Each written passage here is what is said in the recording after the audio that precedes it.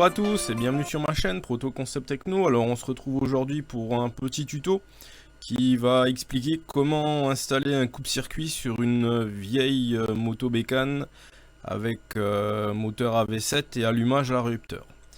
Alors, on rentre tout de suite dans le vif du sujet. Donc il s'agit de ce genre de coupe-circuit que vous trouvez sur pas mal de sites marchands chinois, et donc il y a deux fils.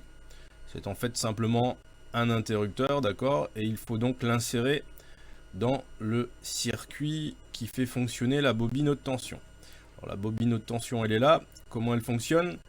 Eh bien, l'allumage lui fournit du 12 volts et elle va se charger de créer l'étincelle pour la bougie.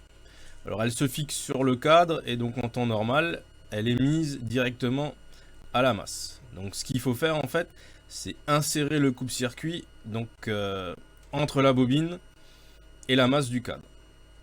Alors j'ai fait le test et il s'est passé quelque chose à quoi je ne m'y attendais pas. En fait, l'interrupteur ne fonctionnait pas parce que avec l'usure au niveau des deux vis ici, la peinture s'était écaillée et même sans le fil de masse, la masse se faisait avec le cadre. Donc ce qu'il faut faire pour que le système fonctionne, c'est isoler ici les deux vis. Alors il y a plusieurs solutions. Donc ça, c'était la théorie. On se retrouve tout de suite pour la pratique. Alors on passe à la pratique. Donc normalement votre bobine haute tension elle est fixée comme ça au cadre, hein. Donc soit sous le réservoir, soit sous la selle. Et donc elle est tenue avec des écrous. Et vous avez donc un fil de masse qui part à votre cadre.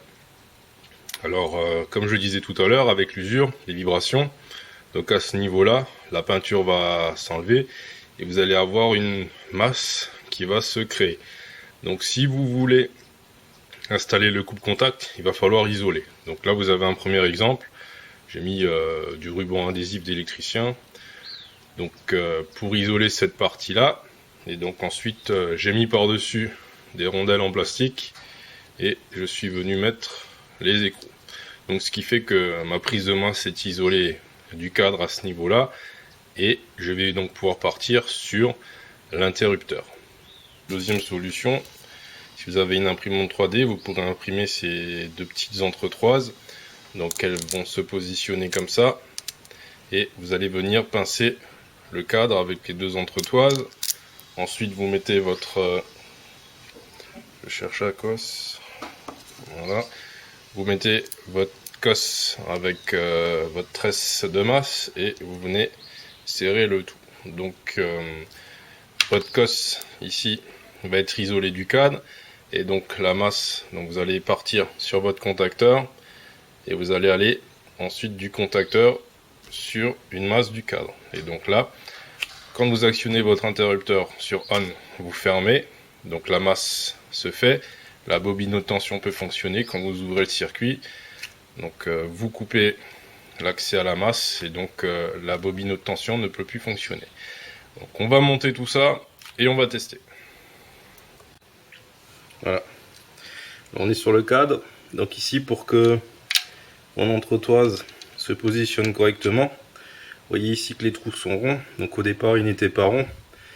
Il y avait ici une espèce d'encoche. Donc avec mon foret à étage, je suis venu donc faire un trou rond, hein, finalement, pour que mon entretoise ici se positionne correctement. Donc la bobine est montée avec le petit raccordement du coupe-circuit. Donc on fait un résumé. Donc ici le fil blanc, c'est sortie de 12 volts allumage, de l'allumage qui rentre ici dans la bobine. Vous avez ensuite la sortie vers l'antiparasite, et donc vous avez ce fil de masse. Donc le fil de masse qui était à l'origine, qui allait en direct, hein, sur l'écrou, enfin pas l'écrou, la vis qui fait tenir le moteur. Donc je l'ai coupé, un morceau je l'ai fait partir sur l'interrupteur, et donc l'autre morceau je l'ai utilisé pour faire le retour sur la masse à l'origine. Ne vous inquiétez pas, pour mes montages, hein, c'est du provisoire, c'est juste pour tester.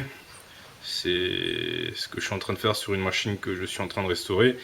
Et donc là, je m'occupe de la partie mécanique, la partie électrique, avant de faire la carrosserie et de faire tous mes branchements correctement. Donc là, on va partir pour un petit essai. On allume, on va allumer la machine et on va voir si notre bouton, notre coupe-circuit fonctionne correctement.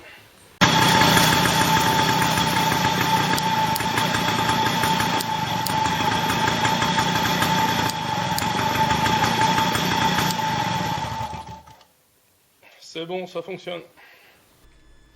Vous trouverez le fichier STL de l'entretoise que j'ai donc fabriqué avec mon imprimante 3D sur ma page Thingiverse, donc je vous encourage à aller y jeter un coup d'œil. Vous trouverez les pièces que je réalise au fur et à mesure de mes projets. En attendant, je vous laisse avec le schéma de câblage qu'on vient de réaliser, on vient de tester. J'espère que cette vidéo vous a plu et je vous dis à bientôt pour d'autres.